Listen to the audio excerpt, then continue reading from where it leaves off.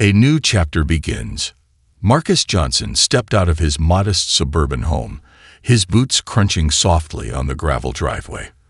The morning was crisp, the sun just beginning to peek over the horizon, bathing the neighborhood in a golden glow. For Marcus, mornings like these were bittersweet.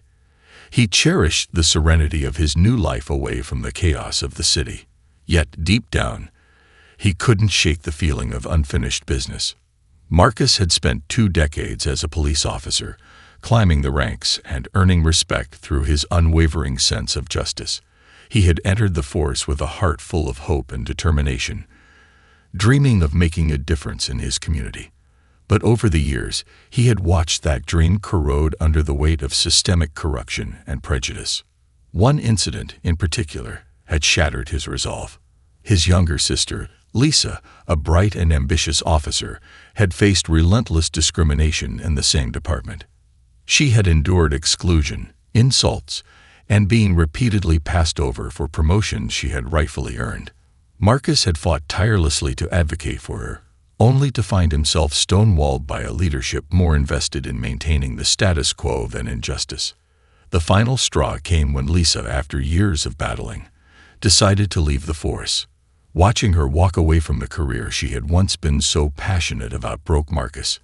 It wasn't just about Lisa, it was about every person who had been silenced, overlooked, or mistreated. He could no longer serve in a system that allowed such injustices to thrive. With a heavy heart, Marcus had handed in his resignation and moved his family to the suburbs, seeking peace and a chance to heal. He had taken up a job as a security consultant for a local company, a far cry from the high-stakes world of law enforcement, but it paid the bills and allowed him to be home more with his wife and 2 teenage sons. Still, the sense of unfinished business lingered. It wasn't just about his personal experiences. It was about the countless others who still suffered under the weight of a broken system. Marcus knew he had the skills, the knowledge, and the determination to fight back. But how? That question gnawed at him every day. This morning, as he sipped his coffee and prepared for another quiet day, Marcus received a phone call that would change everything. "Mr. Johnson," a voice asked on the other end. It was unfamiliar but carried a tone of urgency. "Yes, this is Marcus Johnson," he replied. "This is Mayor Evelyn Turner.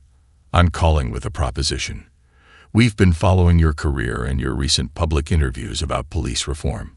We need someone like you back in the force, someone who can lead with integrity." Marcus felt his heart skip a beat.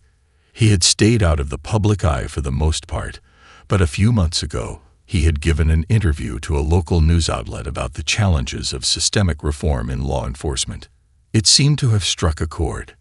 "I appreciate the offer, Mayor Turner, but I'm not sure I'm the right person for the job," Marcus replied cautiously. "I understand your hesitation," she said, "but let me be clear. Our city is in crisis. Public trust in the weight of leadership." The morning after his unexpected encounter with the 2 officers, Marcus Johnson sat behind a large oak desk in his new office at the police department. Sunlight streamed through the partially open blinds, casting golden stripes across the stacks of paperwork neatly arranged before him. The weight of his new role settled heavily on his shoulders, yet it was a weight he had willingly accepted. The city's police department had long been plagued by issues of misconduct, racial bias, and unchecked authority. As the new chief, Marcus knew he was stepping into a battlefield where change would not come easily. He had already heard the murmurs of discontent among the officers. Some were hopeful about his leadership, while others saw him as a disruption to their well-established way of doing things. But Marcus didn't care about their comfort. He cared about justice. Just then, his assistant, Denise Carter, a sharp and experienced administrator who had worked in the department for over 15 years, knocked on the door and entered without waiting for a response. "Chief Johnson, your 9 o'clock meeting with the department heads is set in the conference room. And you might want to brace yourself," she said, giving him a knowing look. Marcus chuckled. "Let me guess. Resistance." Denise sighed. "That's putting it lightly. Some of these officers don't think you belong here. They're stuck in their ways, and they're going to fight you every step of the way. Marcus leaned back in his chair, steepling his fingers. Good. That means I'm exactly where I need to be. She smirked. Thought you'd say that. The conference room showdown. As Marcus entered the conference room, all eyes turned to him. Some were respectful. Others were filled with skepticism. The tension in the air was thick enough to cut with a knife. Good morning, everyone, Marcus said as he took his seat at the head of the long, polished table. Let's get straight to business. I want a full report on active cases, use of force complaints, and internal affairs investigations. I also want to discuss plans for increasing community engagement. The room was silent for a few beats before one of the senior officers, Captain Richard Mathers, cleared his throat. A middle-aged white man with graying hair and a reputation for being resistant to change. Mathers leaned forward, clasping his hands together. Chief, I understand that you're looking to make some reforms, but I hope you'll take into account that we've been doing things a certain way for a long time.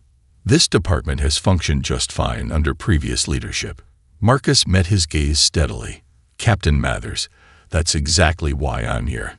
If everything was running just fine, the mayor wouldn't have asked me to take this position. Let's not pretend that we don't have serious issues that need to be addressed. Mathers' jaw tightened. He clearly wasn't used to being challenged. Another officer, Lieutenant Paul Higgins, a younger but equally skeptical officer, leaned back in his chair.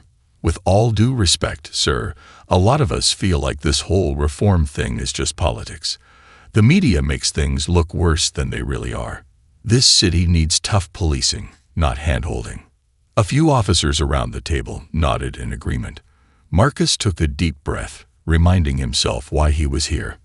I hear your concerns, but let me make one thing clear, Marcus said, his voice firm. This department will not tolerate abuse of power. The community we serve deserves our respect and protection, not intimidation. And if anyone here believes that tough policing means trampling over people's rights, I suggest they start considering other career options.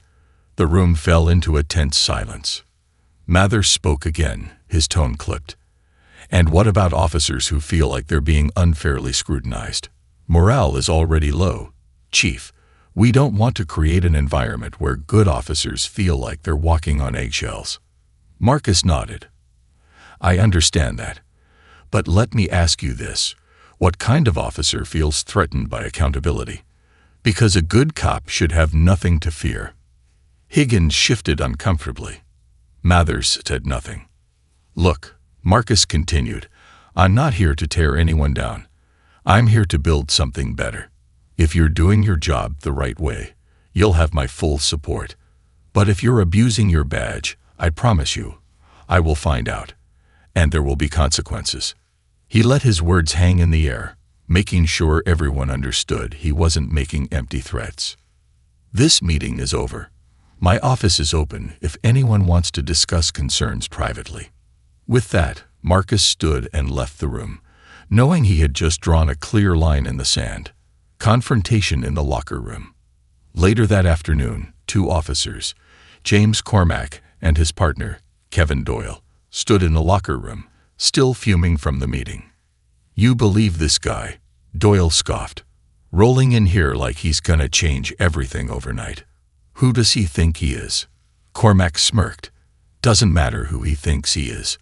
What matters is who runs this department. Guys like us. He won't last long. Doyle leaned against a locker, arms crossed. You know, we should teach him a lesson. Show him that not everything goes by the book. Cormack nodded. Let's just say, he picked the wrong officers to mess with. Their laughter echoed through the empty locker room. The setup. That night, Marcus decided to visit one of the most crime-ridden areas of the city to get a first-hand look at the challenges on the streets. He drove his old Jeep, preferring to go unnoticed. As he pulled into a small convenience store parking lot to grab a bottle of water, he noticed two patrol cars parked across the lot. He recognized them immediately, Cormack and Doyle. Marcus stepped out of his Jeep, and before he even reached the store entrance, the officers approached him. Hey there, "Buddy," Cormac said, smirking. "What brings you out this way?" "Just getting some water," Marcus replied casually. Doyle chuckled. "Nice ride. Kind of beat up for a man of your status." Marcus kept his expression neutral. He knew exactly what was happening. They were testing him. "I like old things," he said simply. Cormac leaned in slightly. "You sure about that? Because this old thing looks like it might be a safety hazard. Maybe we should check it out. You know, for public safety." Marcus sighed inwardly. He had dealt with officers like this his entire career, bullies with badges. Before he could respond, Cormac suddenly grabbed a baton and smashed the rear taillight of Marcus's Jeep. "Oops," he said mockingly. "Looks like your light's broken." "That's a violation." Doyle laughed. "Might have to write you up for that." Marcus clenched his jaw.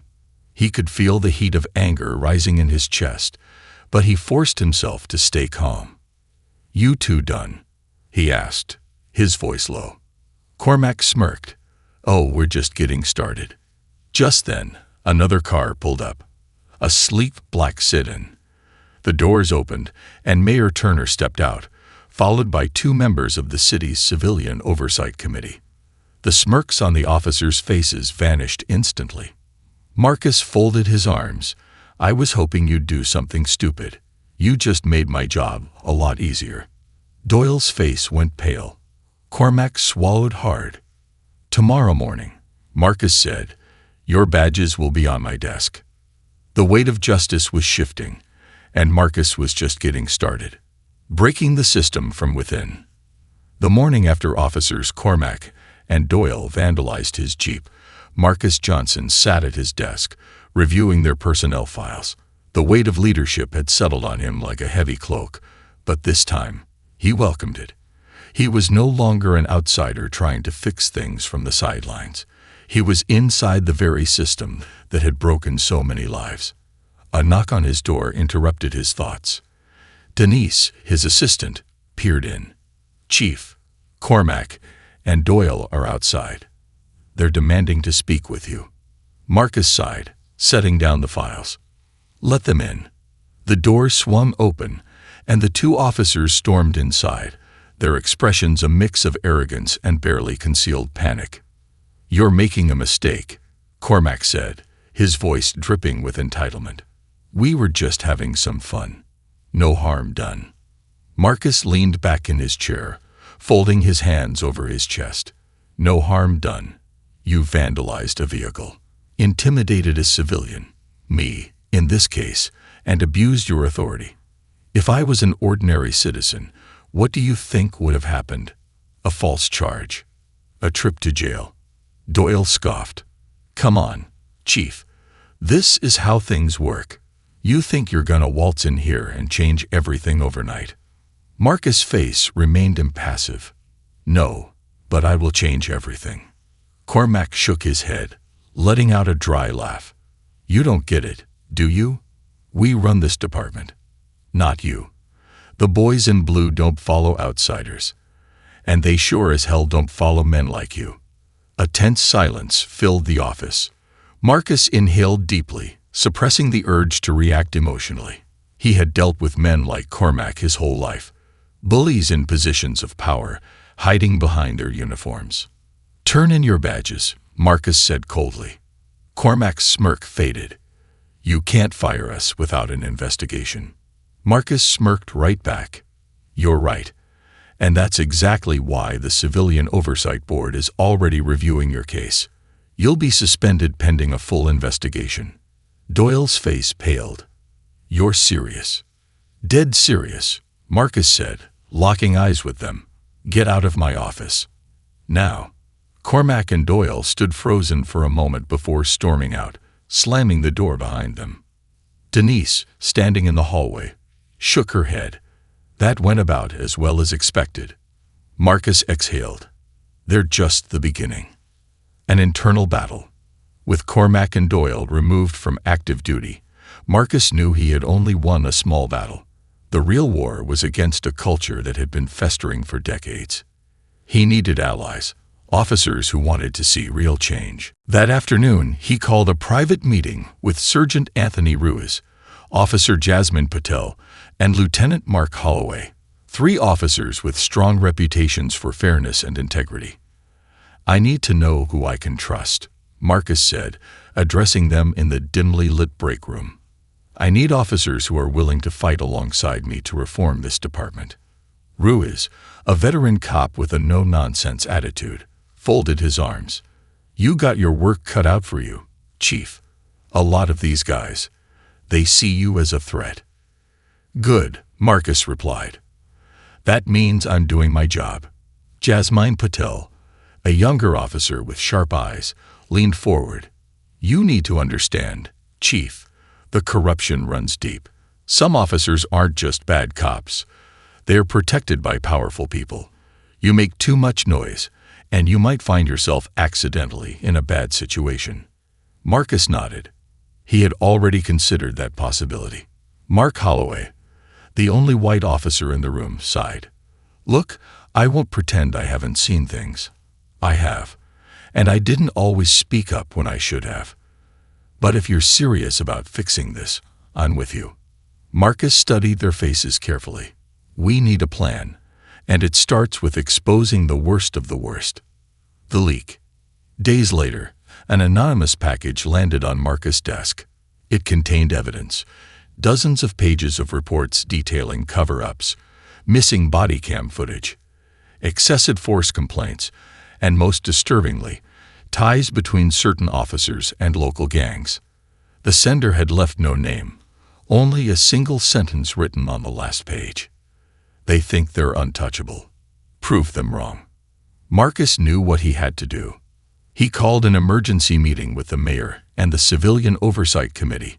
When they saw the evidence, even Mayor Turner, who had fought hard for reform, was stunned. "This is bigger than we thought," she murmured, flipping through the pages. Marcus nodded. "And this is just the beginning. The first major arrests." The next morning, Marcus led a sting operation against 3 officers implicated in bribery and misconduct. This wasn't just about firing bad cops. This was about sending a message. The arrests were conducted publicly, in front of the entire department. When officers Michael Randall, Jess Vickers, and Daniel Burns were led out in handcuffs, a murmur rippled through the ranks. Some were outraged. Others were relieved. But one thing was clear. The old way of doing things was over. As Marcus watched them being escorted out, Ruiz stepped up beside him. "You just made a lot of enemies, Chief." Marcus nodded. "Good. Let them come." Retaliation. That night, Marcus arrived home late, exhaustion weighing on him. His wife, Camille, greeted him at the door with a worried expression. "You're pushing too hard, Marcus," she whispered. "Be careful." "I can't stop now," he replied. "Not when we're finally making progress." She cupped his face, searching his eyes. "Then promise me one thing. Stay alive." Marcus kissed her forehead. "I promise." But deep down, he knew the storm was just beginning. The warning. The next morning, Marcus walked out to his driveway and found his Jeep covered in graffiti. Slurs. Threats. A warning. He clenched his fists, taking the slow breath. He had expected retaliation, but seeing it so close to home sent a chill down his spine. As he turned, he noticed a small envelope tucked under his windshield wiper. Inside was a single note.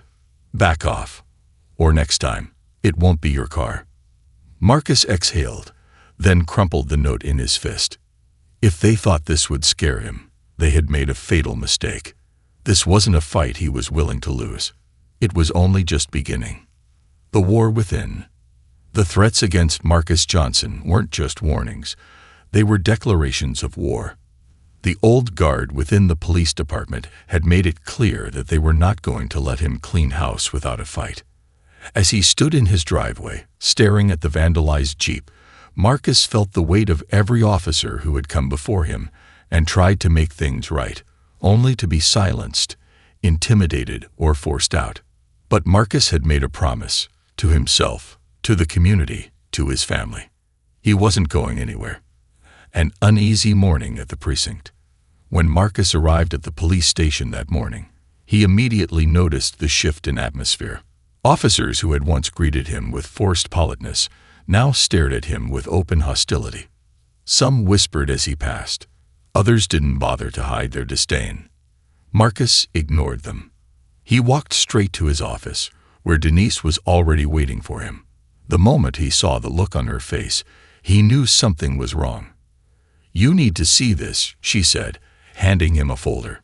Marcus flipped it open and his stomach tightened. Inside was a formal complaint filed against him. Several, actually. Excessive scrutiny of officers, one read. Creating a hostile work environment, another said. And the most absurd of all, unlawful termination of officers without due process. "They're trying to paint you as the bad guy," Denise said, her voice low. "And they've got some of the union backing them." Marcus closed the folder and exhaled slowly. "I knew this was coming. The question is, what are we going to do about it?" Denise asked. Marcus set the folder down and straightened his shoulders. "We keep pushing forward." The internal investigation. By noon, the department's Internal Affairs Division had launched an inquiry into Marcus' conduct. It was a textbook move, tying his hands, slowing him down, making him fight a battle on two fronts. As expected, the usual suspects, Captain Mathers, Lieutenant Higgins, and several others, began to undermine him openly, making sure everyone knew they didn't respect his authority. But Marcus wasn't about to play defense. Instead, he went on the attack. That afternoon, he scheduled a press conference, calling their bluff. Standing in front of the cameras, Marcus took a deep breath before addressing the gathered reporters. "In recent weeks, my administration has taken significant steps toward reforming the department, ensuring that those who abuse their power are held accountable. However, it seems that some individuals within our ranks are more interested in protecting their own interests than serving this city." He held up a copy of the complaint file. "This," he said, "is an attempt to silence reform. It's an attempt to protect bad cops at the expense of the people we swore to serve." He met the eyes of the press court. "I will not back down, and if anyone thinks they can intimidate me into stopping, they're dead wrong." The reaction was immediate. Within hours, his statement was all over the news. Community activists, civil rights organizations, and even some officers within the department came out in support of his leadership. But it also escalated the battle. That night, someone tried to break into his house. A dark night. It was around 2 a.m. when Marcus heard the sound of footsteps outside his home. He was already awake, unable to shake the feeling that something was coming. Slowly, he reached for his gun and crept toward the window. Outside, he spotted a shadowy figure moving toward his Jeep. Marcus stepped outside, his voice cutting through the darkness. "Step away from the vehicle." The figure froze. Then, without warning, they bolted. Marcus took off after them, his heart pounding. The intruder was fast, but Marcus was faster. He tackled the suspect to the ground, pinning them before flipping them over. And that's when he saw the face. Officer Kevin Doyle. "You," Marcus said, his voice dangerously low. Doyle smirked, even as Marcus pressed a knee into his chest. "Told you to back off, Chief." Marcus pulled out his phone. "You're under arrest." Doyle's smirk faded. "You can't do this." "I just did." A shift in power. Doyle's arrest sent shockwaves through the department. With his previous misconduct already under investigation, his involvement in an attempted break-in at the chief's house was the final nail in the coffin. By the next morning, Marcus had secured the backing of the city council to begin a full-scale internal review of the police department. More officers were suspended. More records were uncovered. The walls were closing in on the old regime. And then, the real bombshell dropped. One of the officers, desperate to cut a deal, confessed to something much bigger. A conspiracy. A network of corruption that extended all the way up to the previous chief of police. Marcus wasn't just fighting bad cops anymore. He was about to take down the entire system, and he was ready for war. Unmasking the system. The weight of the unfolding conspiracy sat heavily on Marcus Johnson's shoulders. What had started as an effort to clean up misconduct within the department had quickly spiraled into something much deeper, something that reached beyond the officers who had harassed and threatened him. This was no longer about rogue cops. This was about an entire system built on corruption. And now, Marcus had the evidence to expose it, a confession that changed everything. After his arrest, Officer Kevin Doyle sat in an interrogation room, shifting nervously in his seat. His confidence had drained away, leaving behind only a man who knew he was in deep trouble. Marcus entered the room, flanked by Sergeant Anthony Ruiz and 2 members of Internal Affairs. "There's someone else on this list, someone still in power, someone you trust." Marcus' stomach twisted. "Who?" She hesitated. Then she turned the binder around and pointed to a name. Marcus felt like the ground had been ripped from under him. There, among the names of corrupt officers and criminals, was Sergeant Anthony Ruiz. The endgame begins. Marcus clenched his fists, his mind racing. Ruiz, the man who had been by his side. The man who had risked his life to help him. A man who, all this time, had been part of the very corruption Marcus was trying to destroy. The betrayal hit harder than any bullet. But Marcus wasn't done. If Ruiz thought he could play both sides, he had another thing coming. Because Marcus wasn't just here to clean up the department. He was here to burn the entire corrupt system to the ground. And he was just getting started. "There's someone else on this list. Someone still in power. Someone you trust." Marcus' stomach twisted. "Who?" She hesitated. Then she turned the binder around and pointed to a name. Marcus felt like the ground had been ripped from under him. There, among the names of corrupt officers and criminals, was Sergeant Anthony Ruiz. The endgame begins. Marcus clenched his fists, his mind racing. Ruiz, the man who had been by his side. The man who had risked his life to help him. A man who, all this time, had been part of the very corruption Marcus was trying to destroy. The betrayal hit harder than any bullet. But Marcus wasn't done. If Ruiz thought he could play both sides, he had another thing coming. Because Marcus wasn't just here to clean up the department. He was here to burn the entire corrupt system to the ground. And he was just getting started. "There's someone else on this list. Someone still in power. Someone you trust." Marcus' stomach twisted. "Who?" She hesitated. Then she turned the binder around and pointed to a name. Marcus felt like the ground had been ripped from under him. There, among the names of corrupt officers and criminals, was Sergeant Anthony Ruiz. The endgame begins. Marcus clenched his fists, his mind racing. Ruiz, the man who had been by his side. The man who had risked his life to help him. A man who, all this time, had been part of the very corruption Marcus was trying to destroy. The betrayal hit harder than any bullet. But Marcus wasn't done. If Ruiz thought he could play both sides, he had another thing coming. Because Marcus wasn't just here to clean up the department. He was here to burn the entire corrupt system to the ground. And he was just getting started. "There's someone else on this list. Someone still in power. Someone you trust." Marcus' stomach twisted. "Who?" She hesitated.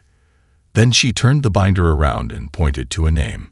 Marcus felt like the ground had been ripped from under him. There, among the names of corrupt officers and criminals, was Sergeant Anthony Ruiz. The endgame begins. Marcus clenched his fists, his mind racing. Ruiz, the man who had been by his side. The man who had risked his life to help him. A man who, all this time, had been part of the very corruption Marcus was trying to destroy. The betrayal hit harder than any bullet. But Marcus wasn't done. If Ruiz thought he could play both sides, he had another thing coming. Because Marcus wasn't just here to clean up the department. He was here to burn the entire corrupt system to the ground. And he was just getting started. There's someone else on this list. Someone still in power. Someone you trust. Marcus' stomach twisted. Who? She hesitated. Then she turned the binder around and pointed to a name. Marcus felt like the ground had been ripped from under him. There, among the names of corrupt officers and criminals, was Sergeant Anthony Ruiz. The endgame begins. Marcus clenched his fists, his mind racing. Ruiz, the man who had been by his side. The man who had risked his life to help him. A man who, all this time, had been part of the very corruption Marcus was trying to destroy. The betrayal hit harder than any bullet. But Marcus wasn't done. If Ruiz thought he could play both sides, he had another thing coming. Because Marcus wasn't just here to clean up the department. He was here to burn the entire corrupt system to the ground. And he was just getting started. There's someone else on this list. Someone still in power. Someone you trust. Marcus' stomach twisted. Who? She hesitated. Then she turned the binder around and pointed to a name. Marcus felt like the ground had been ripped from under him. There, among the names of corrupt officers and criminals, was Sergeant Anthony Ruiz. The endgame begins. Marcus clenched his fists, his mind racing. Ruiz, the man who had been by his side. The man who had risked his life to help him. A man who, all this time, had been part of the very corruption Marcus was trying to destroy. The betrayal hit harder than any bullet. But Marcus wasn't done. If Ruiz thought he could play both sides, he had another thing coming. Because Marcus wasn't just here to clean up the department. He was here to burn the entire corrupt system to the ground. And he was just getting started.